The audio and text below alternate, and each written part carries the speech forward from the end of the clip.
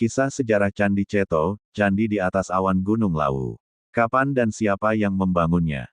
Candi Ceto dibangun sekitar abad ke-15 hingga ke-16 Masehi, yaitu pada masa akhir kejayaan Kerajaan Majapahit. Berbeda dengan candi-candi zaman Mataram kuno yang rata-rata ada di dataran rendah, Candi Ceto didirikan di tempat yang tinggi, tenang, dan suci, di lereng barat Gunung Lawu, tepatnya di Desa Ceto, Kecamatan Ngargoyoso, Kabupaten Karanganyar, di ketinggian tanda kurang lebih 1.400 meter di atas permukaan laut. Pendiri dan yang merawat tempat ini diduga kuat adalah para pendeta, pemuka agama, atau bangsawan Majapahit. Saat itu zaman sedang berubah, keadaan di pusat kerajaan mulai tidak menentu, dan pengaruh agama baru mulai menyebar. Banyak orang yang memegang teguh ajaran lama memilih menyingkir ke tempat yang tinggi, sunyi, dan jauh dari keramaian duniawi untuk tetap beribadah, bertapa, dan menjaga ajaran leluhur dengan tenang. Bentuk dan arsitektur yang unik.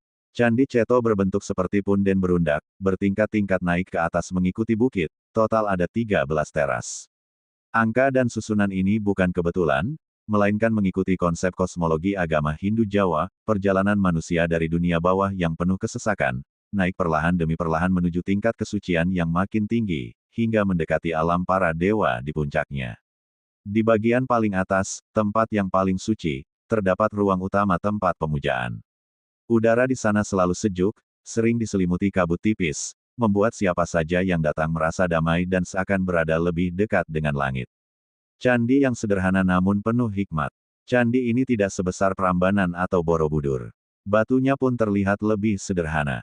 Hal ini menunjukkan bahwa pada masa itu, kemewahan lahiriah sudah tidak menjadi yang utama. Orang lebih mengutamakan ketulusan hati, kesederhanaan, dan kedalaman batin dalam beribadah.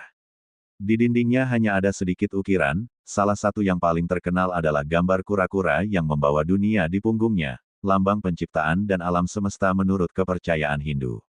Hilang dan kembali ditemukan. Selama berabad-abad, Candi Ceto tertutup hutan lebat dan semak belukar, tersembunyi di lereng gunung yang dingin. Baru sekitar tahun 1928 sisa-sisanya ditemukan kembali oleh penduduk setempat, lalu dibersihkan dan dipugar secara bertahap hingga sekarang bisa kita nikmati keindahannya.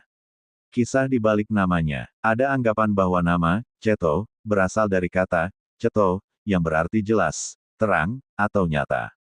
Sesuai maknanya, tempat ini didirikan supaya hati yang sempat gelap karena hiruk-pikuk dunia, bisa kembali menjadi jelas, terang, dan jernih saat mendekatkan diri kepada Sang Pencipta di tempat yang sunyi ini.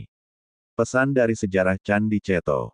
Saat dunia sedang berubah dan ramai, kita tetap bisa mencari ketenangan serta kebenaran di tempat yang sederhana dan tenang. Kekayaan terbesar bukanlah bangunan yang megah, melainkan ketulusan hati dan kedalaman jiwa kita.